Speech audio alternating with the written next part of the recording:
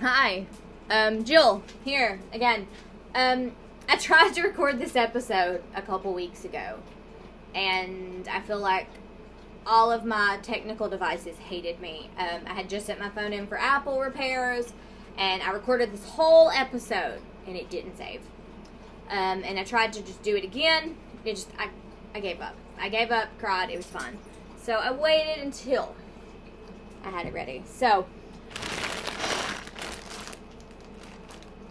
I'm going to do this. So this is the last one in my Texas Murder Rabbit Hole series. This is the case of Sylvia Salinas. This is the one that I saw on a Hulu show, Unsolved, about an unsolved case.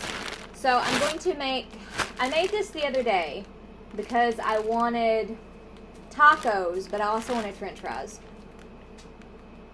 Figure that one out. So I'm going to put these seasoned fries because this is who I am as a person. I bought a 4-pound bag of seasoned fries. They're almost gone. I'm going to put them in the air fryer and get those going. And then I'm going to make some chicken while I tell you about Sylvia. So let me get that started. Okay, so I have my french fries in the air fryer for 15 minutes. Air fryer french fries are superior.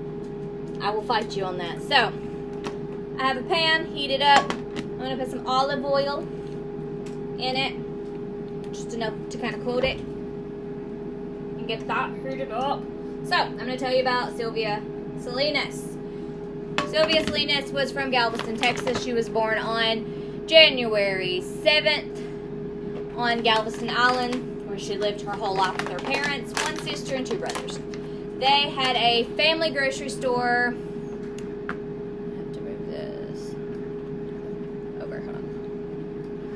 They had a family grocery store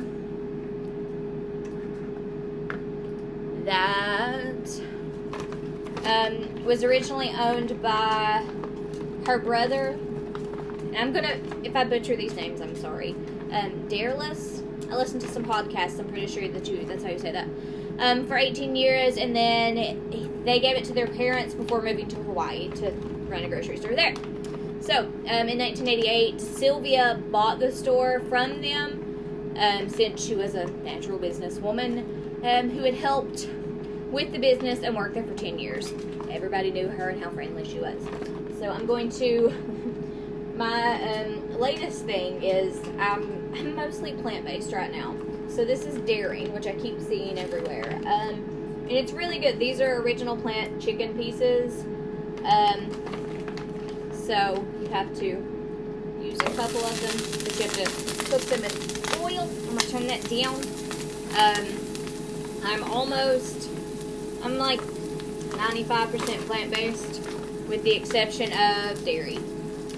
Because I haven't found some alternatives to some dairy products that I use that don't make me sick. So until I can find an alternative or just start making my own cheese, Pinterest, there's recipes for that.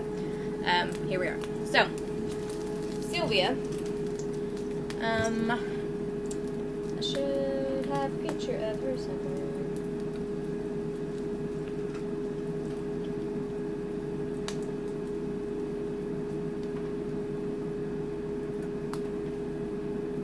I feel like this one was not the hardest to research, but look how pretty she is. Look at her. But I got a monthly subscription to newspaper.com, and I found a lot of this information there.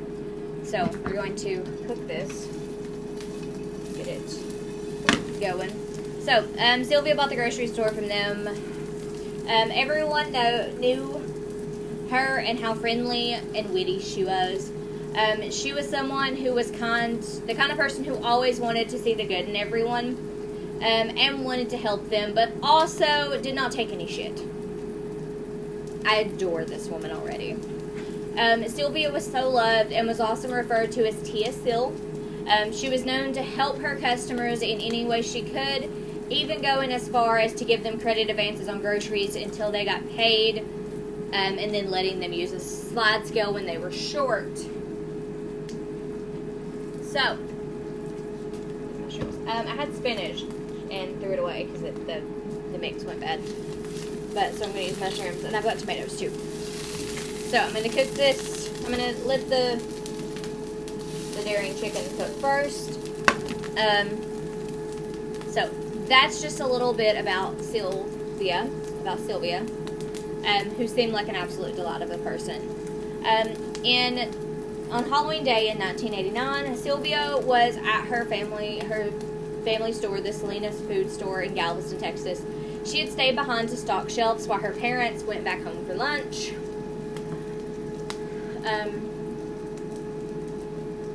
My mouth is awful dry these days. I feel like it's just where I work all the time and I never shut up. Where was I? So they only lived 2 blocks away. And it was Tuesday during school hours, so there wasn't a lot of business or Halloween tricks or treats happening at this time of the day. Around 1:23, the alarm company notified the police that the silent alarm had been tripped in the store. And when officers arrived, they found a quiet store, as you would, at 1:32 in the day, 1:23 in the day, on a school day at that. When the officer walked further in, he saw blood on the counter and then found Sylvia in a pool of blood behind the counter. She had been stabbed in the chest with a large knife that pierced her heart and lung. The officer did notice that there were some bloody boot and shoe prints around the open register. The stool that she usually sat on behind the counter was turned over, and the knife used to stab her was also used to pry open the cash register, meaning that they stabbed her and then took it back out to pry open in the cash register. Lovely. They took little money. I read one report that it wasn't much money. If anything, it was under $1,000. And then they got some food stamps that were in there. And Sylvia didn't even set off the alarm. There was a button, behind the counter, as with most places. When the knife was used to pry open the cash register, it's what triggered the alarm, because it didn't open as a cash register should. It was pried open, which is what triggered the alarm. And the knife used to kill her was a 10-inch boning knife that no one recognized, and wasn't one that was used in the store, even though they did do deli things. So it's unsure where the knife came from, since it seems strange that someone would be trying to conceal a knife that big. So we're thinking a 10-inch knife. Who's going to be walking around with that wrapped up in their coat or something? So we're getting a little brown on this. I'm going to figure out how to do this eventually. I've got it set up on a book right now. So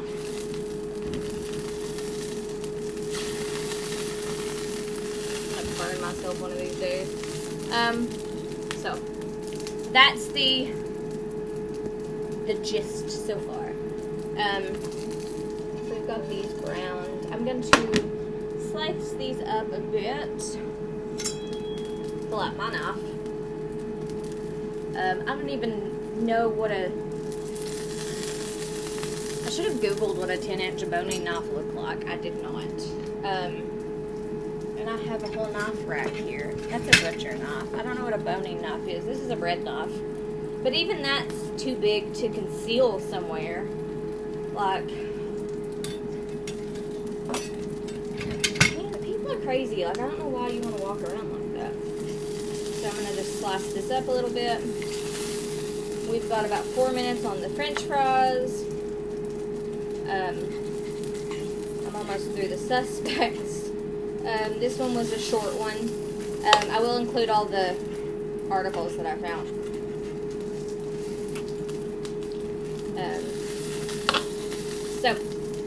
There were a couple suspects. One was a white man with sandy blonde hair who was seen running through the alley after the alarm went off. And then 10 minutes before the alarm went off, there was a black man using the payphone, and they don't believe he was the the person, but they believe he may have seen who had went into the store. They believe he may have seen the suspect, is what all the articles stated, and that possibly it's somebody she knew and trusted, which is why she didn't pull the gun that was still behind the counter, or the machete that was also behind the counter, and that they got close enough to, I did burn my finger, it's okay, they did get close enough to stab her, and she wouldn't let just anybody back there, which is why a lot of the accounts said, well, maybe she knew the person. So, she used a fork. Oh, well, it's fine. It's just me eating this. So, once you've got them like this, I'm just been using taco seasoning mix because I'm lazy. And I wanted tacos without a lot of the hassle. Which apparently they make this in jars now, like normal spice jars and not like packets. And I'm like, why am I not just buying a big jar of taco seasoning as much as I want to eat tacos? And then I've got some mushrooms. I've already washed these, so I'm going to add those in there and then put in some more olive oil. I also found a recipe. I follow a vegan meals Instagram account, and they make fried chicken out of mushrooms, which seems insane, but they look delicious. So, if I can ever figure that one out, we're going to get some weird stuff on here. So I'm going to just mix these in and saute the mushrooms. So there were so many phone calls and tips in the first few days, but nothing panned out and no one came forward. And this case went cold almost immediately.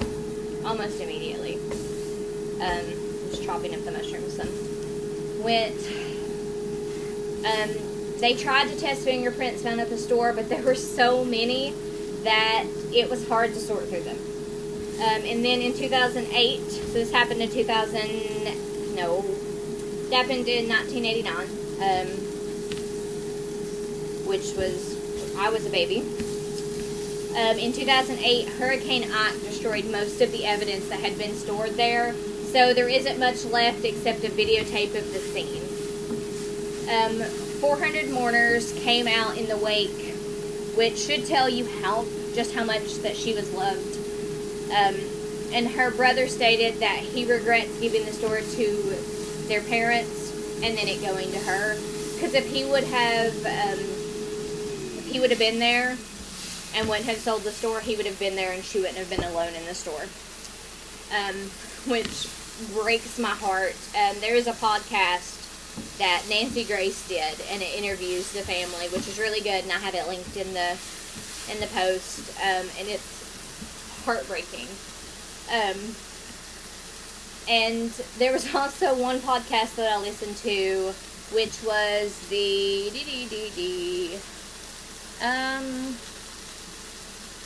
man, I don't even know. I think it was Texas Unsolved.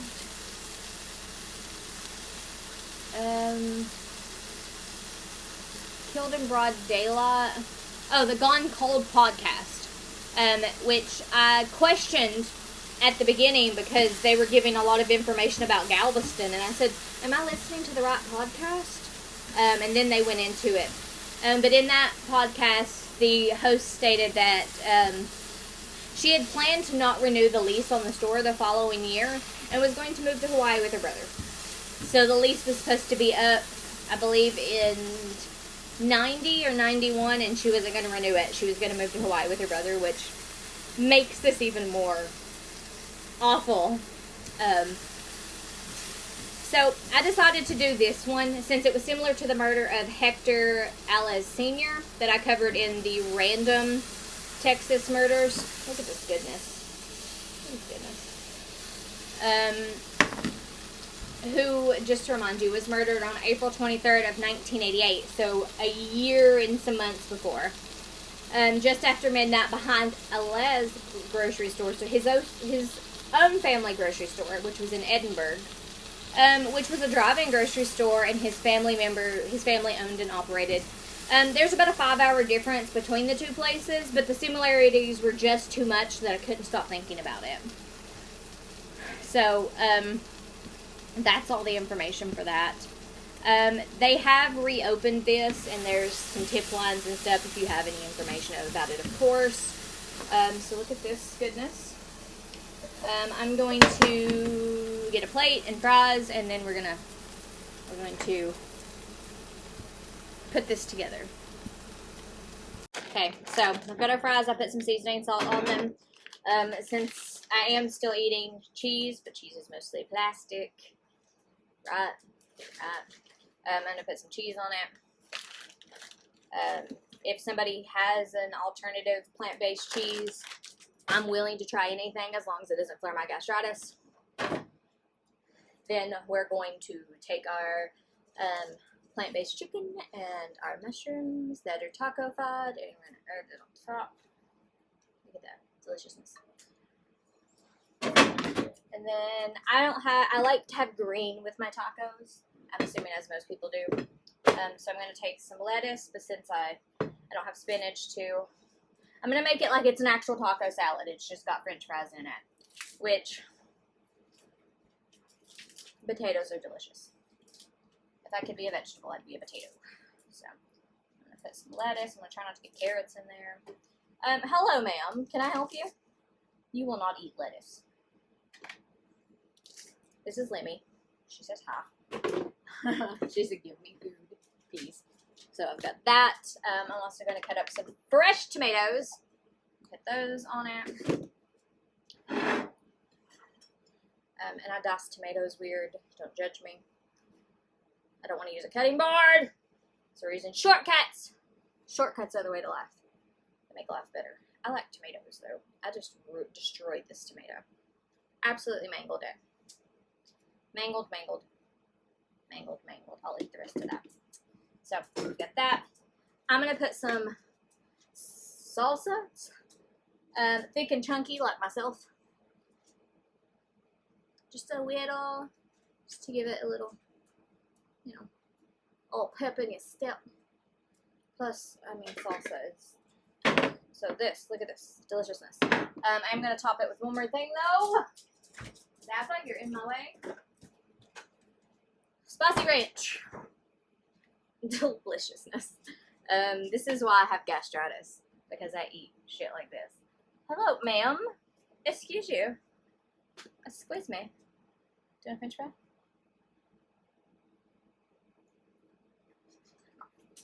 Okay, now go away. So this is the finished.